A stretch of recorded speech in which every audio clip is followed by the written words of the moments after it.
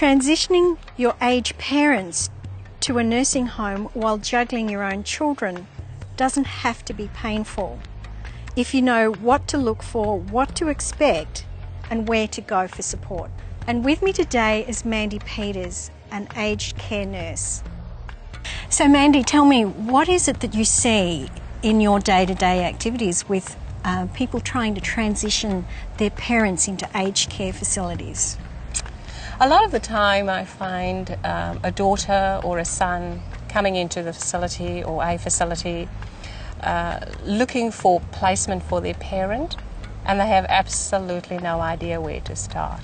So what sort of things should they be looking at to come to a decision? I suppose one of the most important things that will be important for a family member to determine is location. Location is absolutely essential, both from the parent's perspective as well as from the child's perspective. From the parent's perspective would be to maintain those community links, those community contacts, having friends to come and visit them at the facility.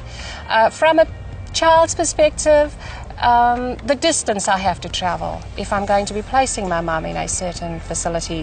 How long is it going to take me to get there? How often would I be able to visit my parent or my mum or dad if they are located 20 kilometres away from me?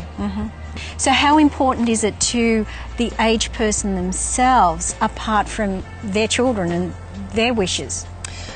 It is absolutely vital that they are part of that decision-making process, for the simple reason that if they have not seen the facility and they are brought in there on the day of admission, they are totally lost and they have no idea what is going on. Why have you brought me into this facility? Whereas if they have come into the facility, and most times we would probably offer them a morning tea or a cup of tea, and if they're there about lunchtime, it's always good for them to see how people eat in a communal setting where there's probably about 30 plus aged persons eating together, and then probably walk them through the facility to identify, where would I be staying? Would I be living so close to another resident? Do I just have that little room to myself?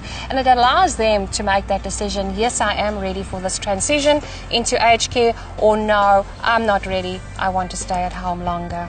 And what about their community connections? How important what do you see with that?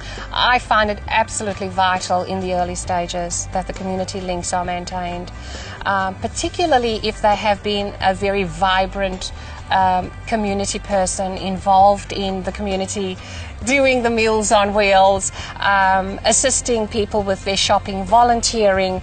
I find that it is absolutely essential that those relationships are maintained and that their friends and those community groups come in and perhaps keep them in contact with what is still going on, and perhaps even take them on the drives to deliver meals, even though they are personally not involved in the actual delivery of the meal. So apart from the facility itself, what issues are there in relation to money? You know, the child taking the parent, the cost involved. The resident is required to pay approximately 85% of their pension towards their living in the facility. So that's instead of paying the gas, the electricity, those sorts of things that they would have normally in their own home? Absolutely correct. You know, the shopping, certainly buying of groceries, all of that is taken care of. They don't have to worry about going outside to hang up washing and breaking a leg or anything like that, because that is taken care of by the facility. However, having said that, there is another charge that could be payable when they go into a nursing home. What about the cost on the child, or the adult child really? Generally, the cost to the family would mainly be in the travelling expenses that they would have in going to visit their parent at the facility. If they're not perhaps happy with the food, particularly if mum is quite pedantic about the food she eats, they may find that they'll be having to take food in on a daily basis because mum just does not like the food that is provided at the aged care facility. So another alternative would be home care. Absolutely correct, Elmo. And we'll definitely have to touch on that next time. So thanks again, Mandy. Really appreciate your input.